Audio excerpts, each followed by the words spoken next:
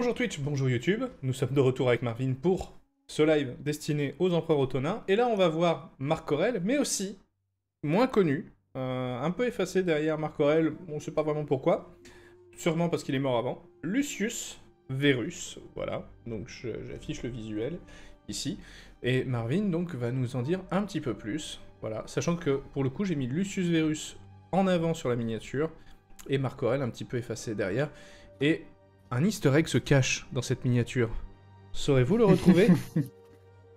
Bah laisse-la la miniature parce que tout ce que je t'ai fourni pour Marc Aurèle c'est des cartes militaires et c'est pas utile tout de suite. Donc ça illustrera. Parce que honnêtement je savais pas quoi mettre. Alors, Marc Aurèle et Lucius Verus. Alors oui, effectivement, Verus personne le connaît parce que c'est dommage. Voilà. Maximus, ouais, ils l'ont vu. Ah, ils l'ont vu. Évidemment, Marc Aurèle. Évidemment. Donc, comme je l'ai dit avant, donc Lucius Verus et Marc Aurèle sont foutus là par Adrien. Il faut savoir que Marc Aurèle est beaucoup plus proche du pouvoir que Verus. C'est-à-dire que très rapidement, Marc Aurèle, il est beaucoup plus, il est un peu plus vieux en fait que Verus. Verus, quand on lui dit tu deviens prince, il a 7 piges. Donc bof quoi. Et Marc Aurèle est très associé au pouvoir avec Antonin. Antonin vraiment le garde proche de lui. Surtout que Antonin a des particularités dont j'ai encore oublié de parler. C'est que le mec n'a jamais foutu les pieds plus ou moins dans une légion et gouverne que depuis Rome. Ce qui te montre la stabilité, hein. Quand tu peux te permettre quand même de gouverner depuis Rome en envoyant des lettres, c'est que ça va, tu vois. C'est le mec, il gouverne depuis l'Italie. C'est vrai qu'on a connu des gens qui par moment, peut-être, se révoltaient un petit peu plus facilement, quoi. Voilà.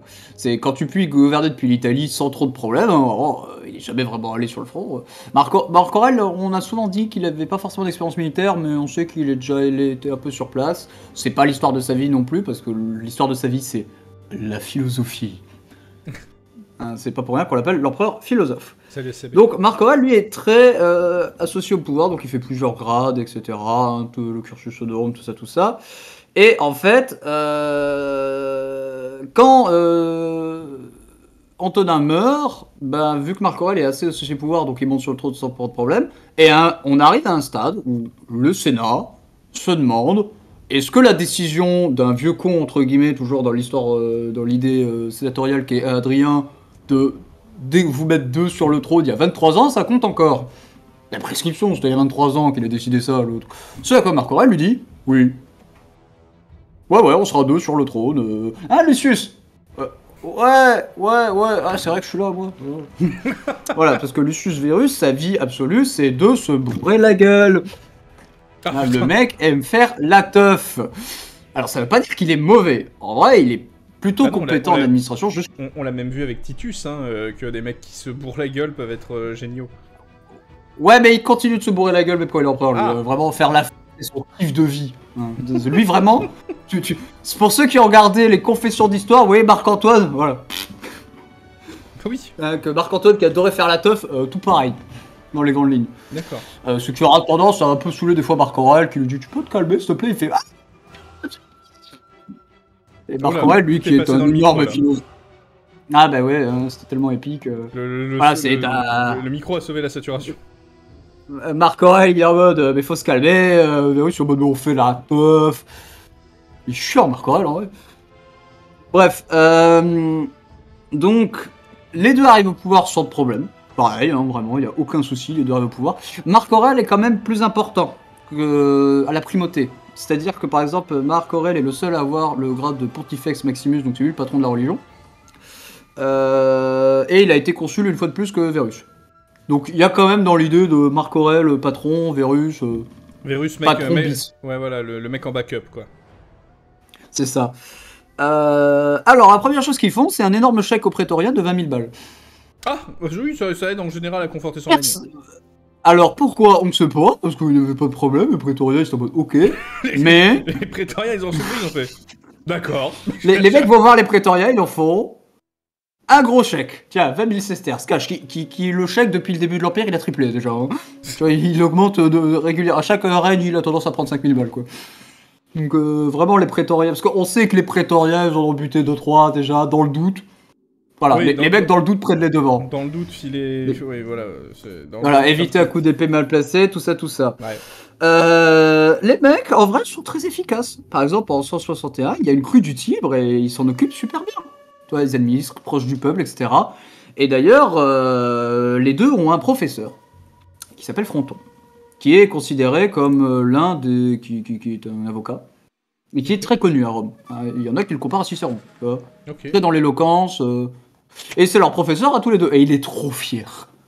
Ah, il est super fier. Il est tellement fier que quand les deux deviennent empereurs, il envoie une lettre à Marc Aurèle, mais il n'a pas les couilles de l'envoyer à Marc Aurèle, donc il envoie à l'administration impériale. Il est trop timide, il fait oh, je peux pas écrire une lettre à l'empereur, même si c'est mon droit absolu, il est empereur, c'est beau. Puis Marc Aurèle lui dit bah, viens boire un coup, tais-toi. Et il reste très proche hein, pendant très longtemps, même si Fronton étant un gros jurisconsulte, lui, il va beaucoup entraîner Marc Aurèle à l'éloquence, par exemple, vu qu'il a formé Marc Aurèle beaucoup, principalement. Ce qui fait que Marc Aurèle est très éloquent. Mais par contre, quand Marc Aurèle va commencer à dire que la philosophie, eh bien, lui va être en mode « Mais c'est quoi ça? C'est nul, c'est chiant. Mais qu'est-ce que tu fais, Marc? Mais c'est pas bien ça. » Marc, il fait « Ouais, mais j'aime bien la philosophie. Mais ce n'est pas ça que je t'ai appris, moi. Ouais, mais j'aime bien la philosophie. Ah, tu me fais chier. » Mais grâce à Fronton qui a échangé énormément de lettres avec Marc Aurèle, c'est comme ça qu'on a beaucoup d'infos sur son règne. Parce qu'on les a, en fait. D'accord. C'est vraiment... On a ouvert les correspondances, on a fait... Alors, qu'est-ce qui s'est changé comme mail? Mais tu sais que pour les correspondances, c'est super pour les historiens, par exemple. Il y en a un, particulièrement dans l'histoire française, qui avait une correspondance de fou. C'est Napoléon, qui écrivait 3 lettres par jour et on les a quasiment toutes. Alors je te dis pas... Ça, on est bien au courant. Hein. Il y a un mec qui s'appelle Ridley Scott qui pense qu'il a bien cerné le personnage en ayant lu les lettres passionnées qu'il écrivait à Joséphine. C'est ça. Voilà, c'est comment... Et le mec, il a rien appris d'autre, il a rien regardé d'autre, il s'est dit, bah, c'est bon, j'ai cerné le personnage, je sais comment il est. Voilà, bah, on a tous vu la réussite que c'est, non. Donc voilà. Voilà. Pas terrible, ouais. Le vrai empereur de Rome, c'est Prétorien, pas content, coup d'épée dans le dos. En vrai, pas tant que ça. Un peu surcoté. Ouais, vraiment, les prétoriens, c'est aussi un mythe noir un petit peu sur les prétoriens. Hein, ouais, enfin, les mecs ont quand même bien bossé. En fait, ça va être les crises en fait, du 3e siècle, sur lequel on reviendra, où déjà les empereurs ils changent toutes les 2 semaines, et c'est souvent la faute des prétoriens ou de l'armée. Beaucoup l'armée en vrai, hein, c'est l'armée qui choisit les empereurs hein, souvent. Voilà, au-delà des prétoriens en fait. C'est-à-dire que les prétoriens. Et ça va commencer avec Marc Aurèle d'ailleurs. À un moment, les prétoriens, s'ils ont pas envie de disparaître, si tu veux, de toute façon, ils sont obligés de suivre l'armée, parce que sinon, autant garde d'élite que tu peux être, quand t'as toute une armée contre toi, tu te fais balayer, quoi. Bah c'est ce qui s'est passé, en fait, durant la première dynastie Julio-Claudien, où quand il y a eu les 4 empereurs, je sais pas si tu te souviens, c'était l'anarchie, les prétoriens avaient mis en place, jusqu'à ce qu'un certain Vespasien avec l'armée leur dit vos gueules, et en fait, les prétoriens ont compris ce jour-là que bah, l'armée, on fait pas le poids. Donc voilà. C'est pour ça d'ailleurs qu'il y a... c'est plutôt calme ensuite.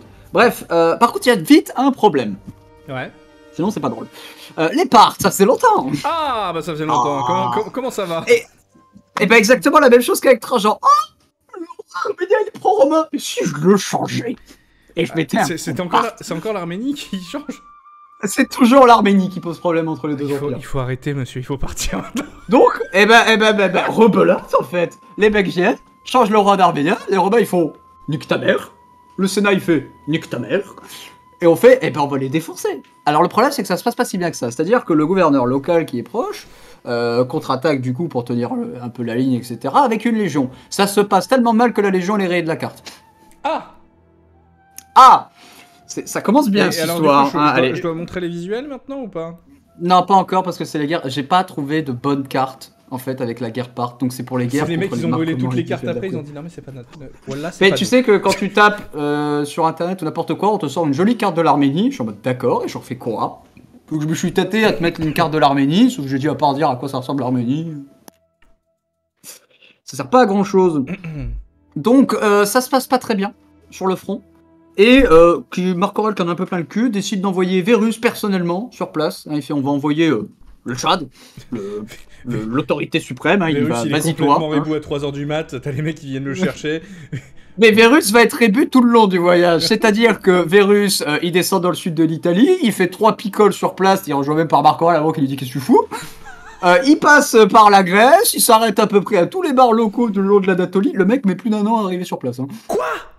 Mais il y va en gros stuff, c'est-à-dire qu'il prend les musiciens, on prend les animaux, tu vois, le cliché du convoi royal, et ben tout ça. Le cliché du convoi impérial romain avec le grand méchant empereur, c'est lui, quoi. C'est littéralement dans toutes les villes où il débarque, c'est faites place au Princes Verus. Oh là là.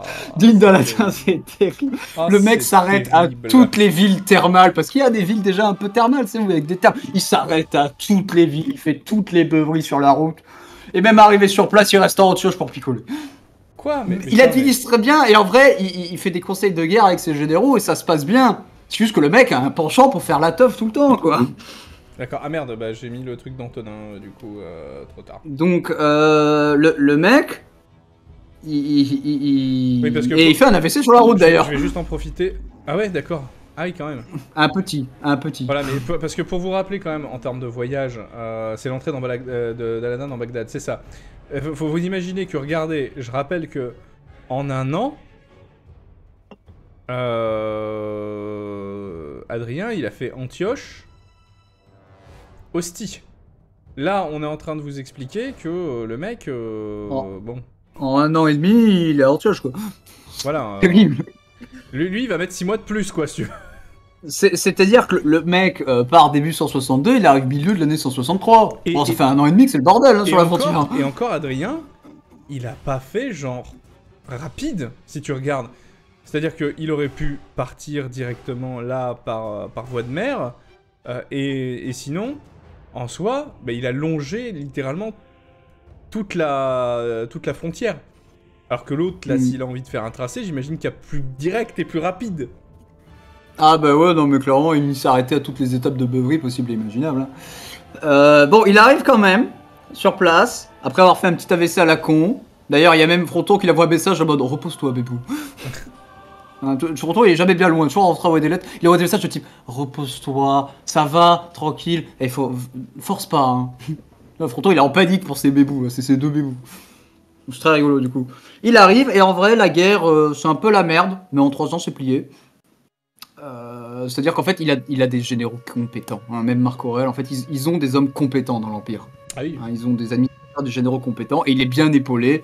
Donc même si Verus fait la beuverie H24, ça se passe... Il y a des pertes quand même, ça se passe bien, mais on arrive de nouveau. En fait, tu te souviens, le Longé de Trajan, bah tout pareil. Allez hop, on arrive à Séleucie, on arrive à d'accord, ils font la même campagne, ils rebrûlent... Ils font la même... Bah, alors...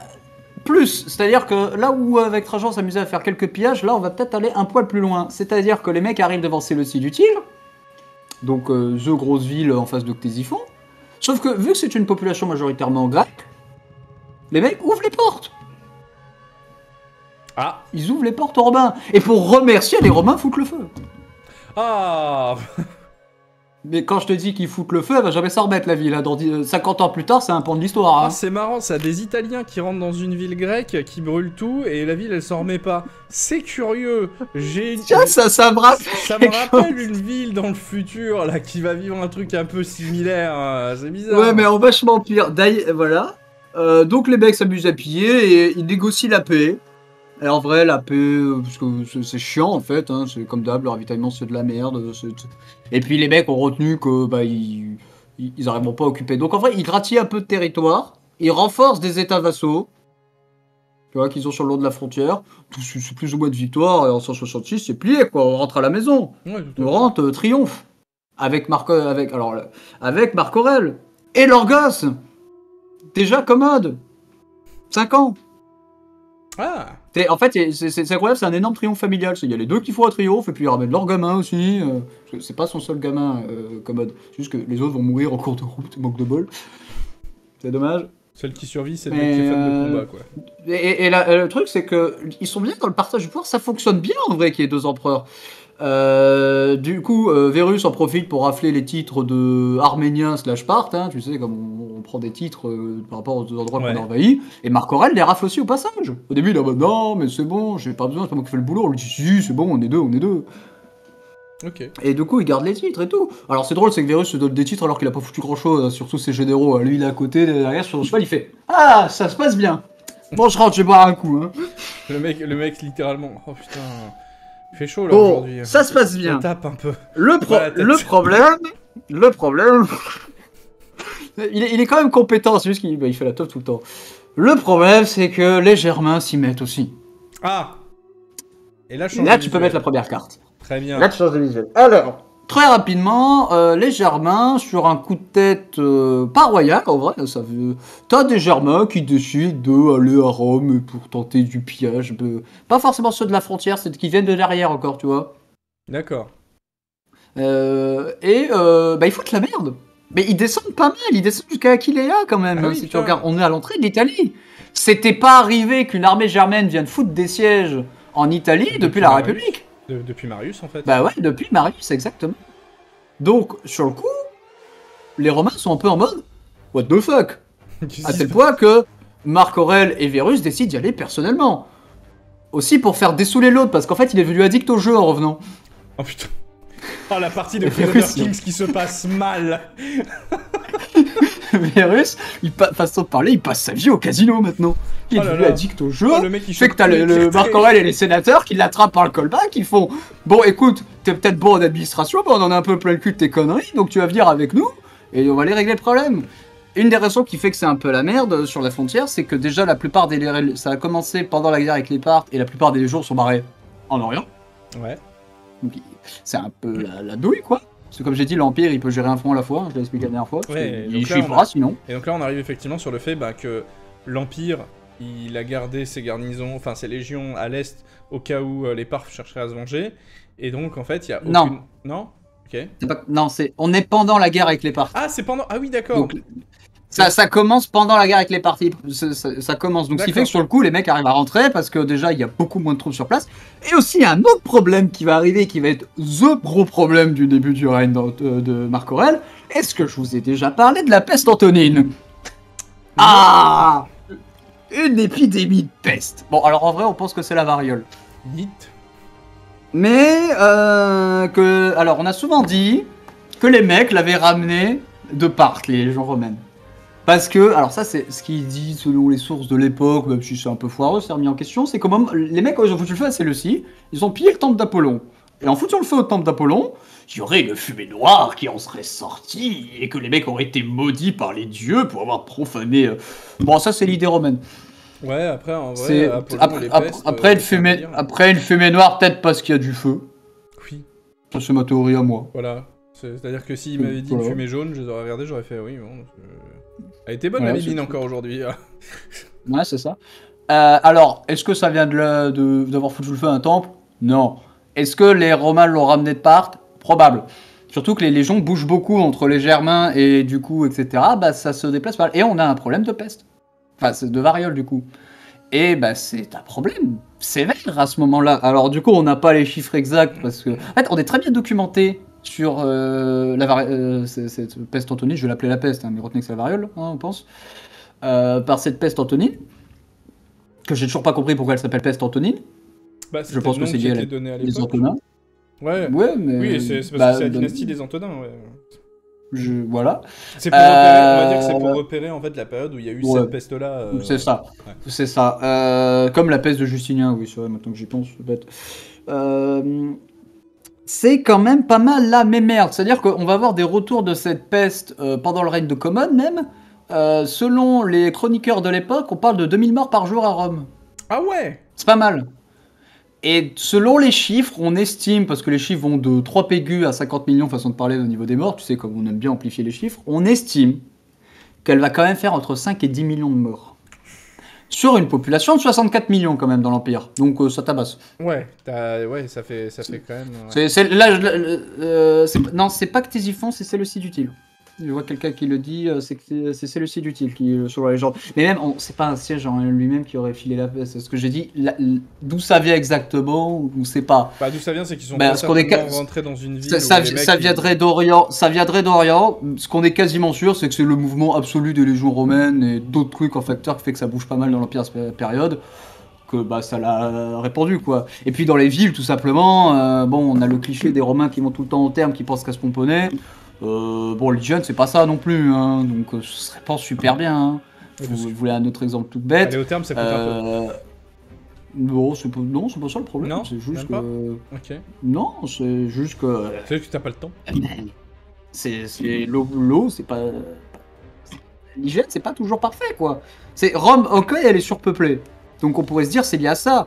Mais je t'invoque Constantinople, qui elle ne sera pas surpeuplée, enfin, il y aura de la place dans ses murailles, qui a été construite de manière impeccable, façon de parler, parce que c'était une ville neuve. Quand elle va se taper la peste de Justinien, même Constantinople, elle va rien comprendre. Hein. Pourtant, la ville, elle est impeccable, hein. Il y a des aqueducs, des thermes et tout ce que tu veux. Hein. Ok.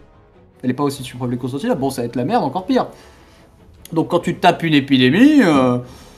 bah, tu fais comme Manu, tu dis nous sommes en guerre, mais le problème c'est qu'ils peuvent pas confiner quoi.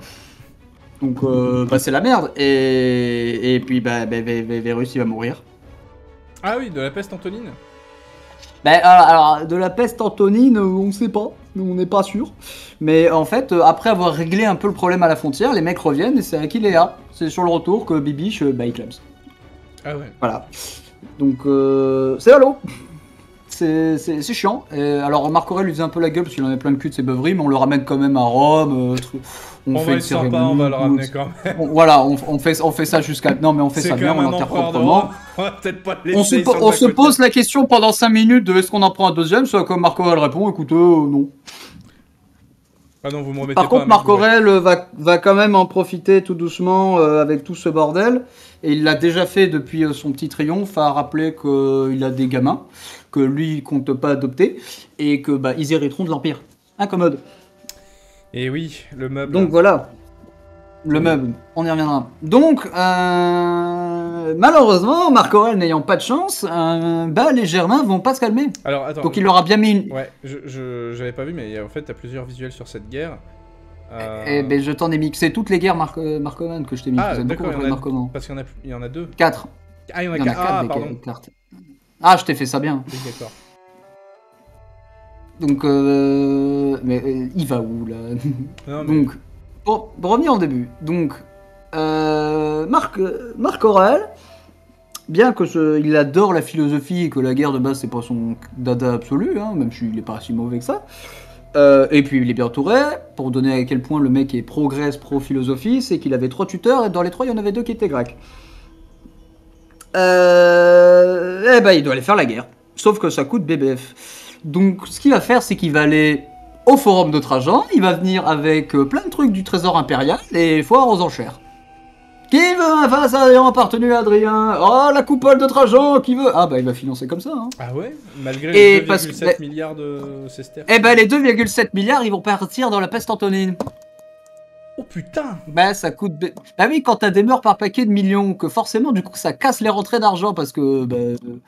Bah, ça devient vite compliqué, c'est terrible. Regarde la dette française après le Covid, bah... Non mais oui, bah voilà. Et puis en fait, on n'y pense pas, mais t'avais aussi la loi qui était passée sur le fait que t'aies pas d'impôt si tu es victime d'un... de catastrophe naturelle. Alors, je suis pas sûr, faudrait que je vérifie, mais je crois pas que le pandémie... Ah, ils l'ont pas pris en compte. Ah, bah, c'était bien. Les polices d'assurance étaient déjà très bien. je crois... On a dit les catastrophes naturelles. Ça, c'est plus une catastrophe des dieux. C'est plus une visible dans leur tête. Mais ça, c'est... On a brûlé Apollo, il est pas content. Mais ça, c'est pas catastrophe naturelle, monsieur. Ça, c'est catastrophe divine, hein. Voilà, donc il fait une grosse vente aux enchères en forme de Trajan, et puis le pognon, bah, il est vidé en fait par la peste antonine. Quand je t'ai dit le pognon il va pas durer, je parlais de ça en fait. Donc bah, c'est compliqué, voilà. Donc il doit faire la guerre, et puis sinon, parce que c'est pas drôle, hein, on a du bordel sur le Rhin, le Danube, les morts qui, on en parlait la dernière fois, qui se sont dit, et si on allait attaquer l'Afrique et remonter l'Espagne même, au même moment, sinon c'est pas drôle. Et un gouverneur local en Syrie qui s'est dit, et pourquoi pas moi empereur? D'accord, donc littéralement, tous les mecs à la frontière déjà cassent les couilles, et en plus t'as un mec... Ouais, bah moi j'aimerais bien être empereur, ça a l'air cosy. Ah, il y a aussi une révolte en Égypte aussi. Et t'as les Égyptiens toujours pas contents. Marc Aurèle, il voulait juste écrire de la philosophie de base, et il est en mode, super, j'adore ma vie. Super. Alors j'aimerais remercier, juste avant qu'on enchaîne justement, suite à ces merveilleuses annonces, ce qui va se passer. Merci à Hendrix Cadet pour le follow, et ainsi qu'à Clo d'ailleurs, je l'ai dit à l'écrit tout à l'heure, mais voilà, on va remercier. À Léminel Magnifico pour le Prime aussi, d'ailleurs, au passage. Merci beaucoup à vous. Donc, pour revenir à notre histoire, donc, Virus meurt en 169. Pour rappel, ils sont en pro depuis 161. Et il va y avoir tout le temps des conneries sur le front. Ce qui fait que là, vous voyez, avant on disait on se fait chier avec les 2 autres empereurs, là on se fait pas chier du tout. Alors je tiens à préciser que ça arrive pas dans la même année, tout ça. Hein. La révolte de Syrie c'est en 175, donc c'est 6 ans plus tard. Mais vu que Marc Aurèle passe son temps à faire la guerre sur le Rhin, c'est tout le temps la merde quoi. Alors c'est très drôle cette révolte, elle me fait beaucoup rire personnellement, hein, cette révolte de Camillus, ou Camillus, je sais pas le prononcer, qui arrive en 175, et qui en fait va voir ces hommes, et leur dit, Marc Aurèle est mort. Comme ça. Hein, parce qu'en fait le mec commande beaucoup de troupes. Alors, en Orient, et puis se dit... Ah, mais il l'a fait pendant que Marc Aurèle et Vérus étaient en Orient. Alors, il n'y a plus que... pendant que Marc Aurèle... Parce que là, moi j'ai un visuel de la guerre de 178... Ah non, oui, 161, 60... Ok, j'étais encore sur le mauvais... Ah, mais oui, il y a tout ça, d'accord. Pardon, donc... Attends.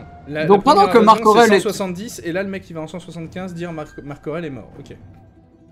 Voilà. En 175, pendant que Marc Aurèle il est occupé à faire le cake sur le Danube, ça le fait chier d'ailleurs, parce que c'est chiant comme guerre, hein, clairement. Hein. Si vous avez regardé Gladiator, voilà, c'est inspiré de ça. La première scène avec la bataille contre les Germains, c'est totalement inspiré de ça. Et c'est peut-être le seul truc réaliste d'ailleurs dans le film. Même si j'aime beaucoup ce film en vrai. Donc, notre petit révolté qui s'est dit qu'il a une belle armée, qui est à la tête d'une province assez riche en Orient, il s'est dit pourquoi pas moi. Donc, son armée, il va la voir et il fait Marc Aurèle est mort. Zut.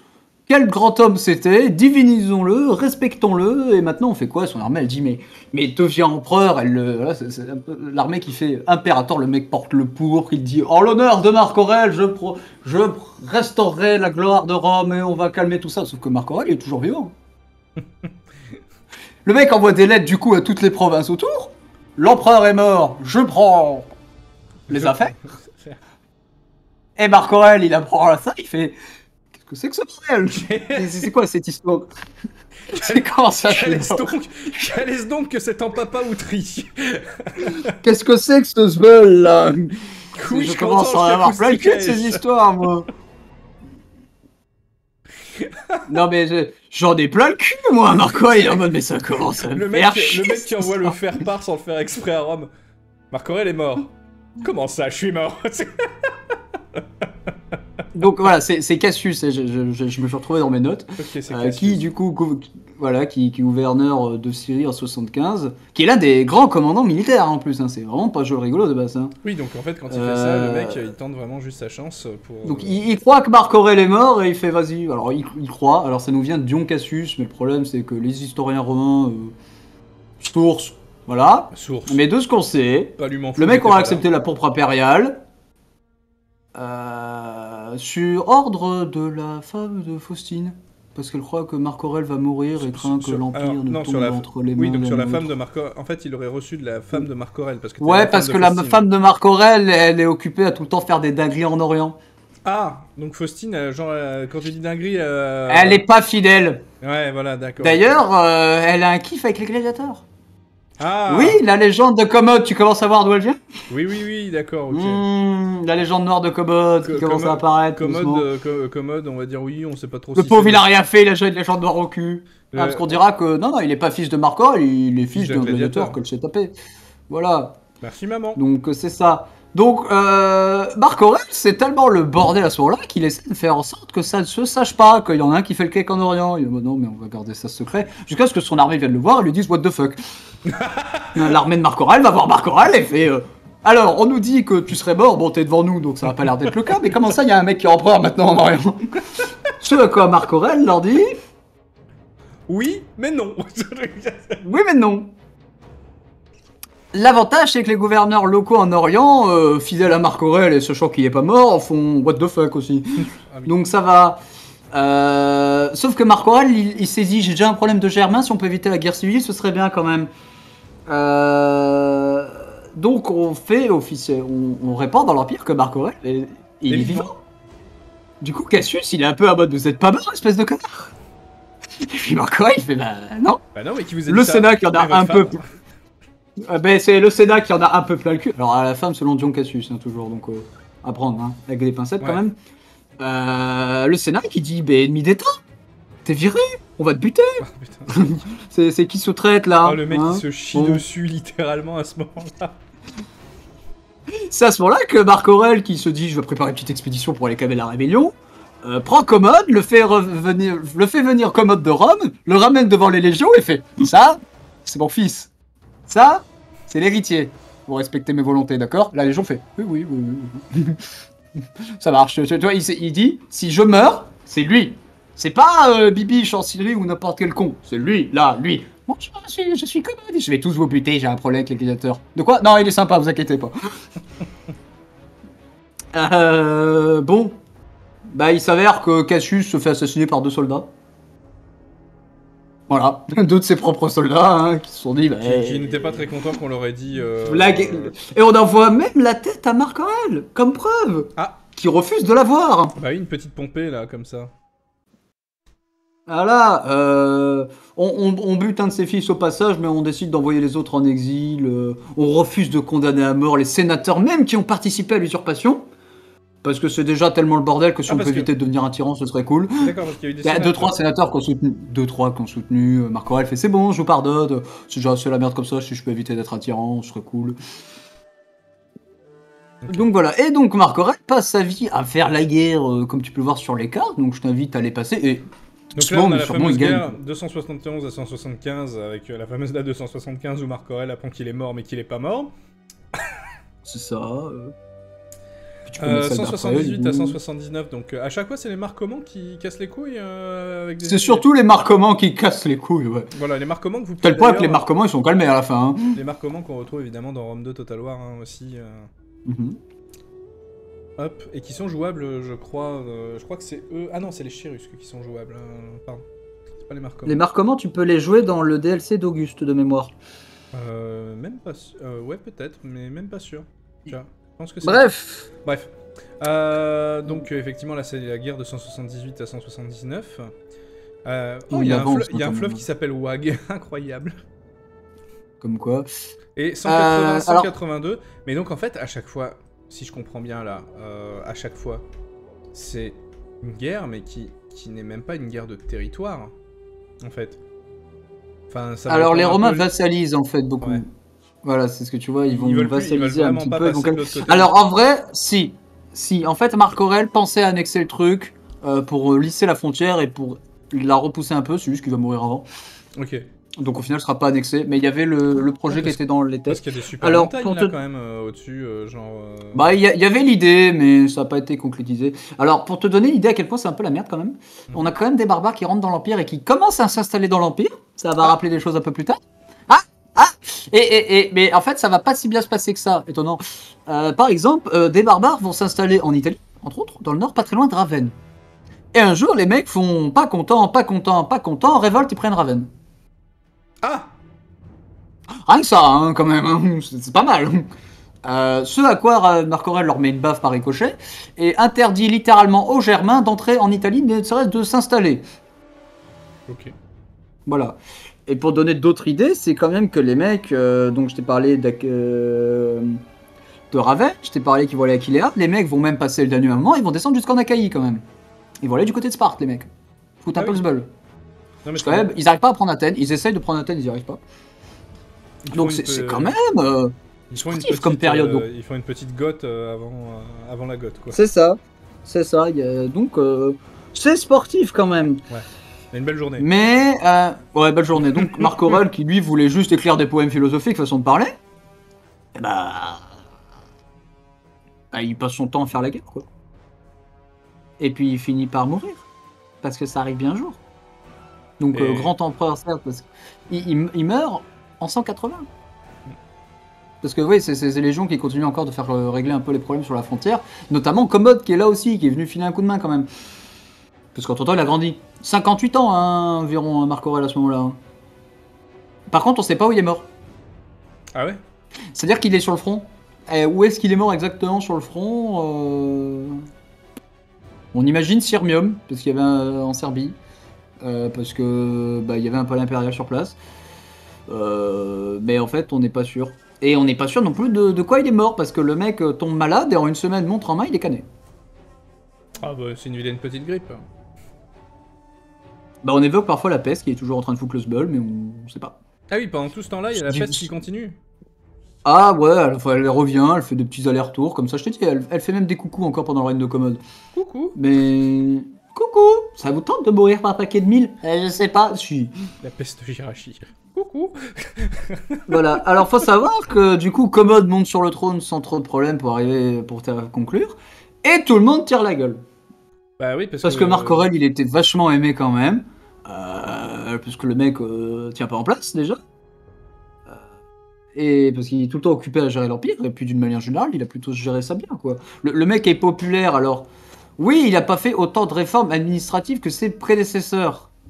Cependant, il a bien défendu l'Empire, quand même. On va pas se mentir. Et le mec est un super orateur, quoi. On a parlé de Fronton, le mec, dès qu'il arrive, il fait un discours, tout le monde fait « Oui, monsieur ». Donc ça reste un grand empereur, même si certains disent qu'ils veulent un petit peu le descendre un peu, en disant non mais regardez avec sa philosophie, non c'est bon, c'est tout. Donc grand empereur, il a même une colonne qui a été faite comme Trajan, il y a la colonne de Marc Aurèle à Rome. C'est pas lui qui l'a fait, ça s'est fait juste après lui, après sa mort. Donc c'est Commode qui le fait pour lui. Voilà. En fait, on sait pas exactement qui l'a fait. On sait pas si elle a été commencée dans la dernière de sa vie, mais elle est achevée après sa mort. Ça, par contre, on en est sûr. Elle est achevée en 193. Ok. Et en fait, les deux se ressemblent énormément. Surtout que c'est sur la colonne de Marc Aurèle, tu peux voir les guerres débarquement. Comme ça qu'on les connaît. Tout comme les guerres de Trajan. Un petit peu. Il y a le même concept, en fait. D'accord, c'est grâce aux colonnes, à la colonne de Marc Aurèle qu'on sait qu'il y a eu des guerres marcomaniques. Okay. Alors, on sait qu'il y a... Non, on savait déjà qu'il y avait les guerres parce que, comme j'ai dit, il y a la correspondance de Marc Aurèle qui écrit beaucoup. Ah oui. Parce que le mec étant... Marc Aurèle écrit beaucoup. Il écrit même des bouquins de philosophie. Et on a sa correspondance, et puis on a la colonne. Donc en fait, on est assez bien renseigné, et en même temps, il y a des petits détails qu'on est mal renseigné sur le règne de Marc Aurèle. Parce que tu penses bien à une guerre pendant des années. Des choses qu'on aimerait savoir, bordel. C'est ça. Mais d'une manière générale, le règne de Marc Aurèle, c'est le dernier règne des Antonins où l'Empire reste entre deux pestes et deux guerres, il tient la route, tu vois. Néanmoins, on arrive dans une logique où l'Empire, il faut le défendre, parce qu'il peut être menacé. Ouais. Il n'y avait pas encore cette logique qui était très présente. Ou alors il y avait la logique de ouais, ça attaque, on envoie les légions, et en fait là tout le monde a compris un grand coup que... Là, pour la première fois, l'Empire il est attaqué d'un peu partout. Ouais. J'ai dit, hein, on a une révolte ici, on a beaucoup de bordel sur les frontières, etc. Pas logique de... plus que s'amuser à faire des conquêtes militaires, de toute façon depuis Trajan on aurait pu en faire, et encore lui avec la moitié qu'a tenu. Défendre l'Empire c'est bien. C'est con parce que ça c'est la logique qui tient si t'as un bon mec. Le problème c'est qu'on va devoir... Il y a une question, tu pourras la noter, je viens de voir. Ouais. Le problème c'est que non seulement il faut défendre l'Empire, mais ils vont être de moins en moins compétents les mecs. Enfin, on va en avoir des compétents, et on va avoir beaucoup de bordel qui vont commencer à arriver. Donc c'est comme ça que finit le règne de Marc Aurèle, sans problème de succession non plus, parce que du coup il a associé Commode. D'ailleurs c'est le premier depuis toute la dynastie des Antonins qui n'est pas adopté, qui est vraiment né prince impérial, tout ce que tu veux. Le mec est né prince, cash. Et ce sera... il est né, il était... Et ce sera... Il est porphyrogénète même. Il mettra à la dynastie des Antonins.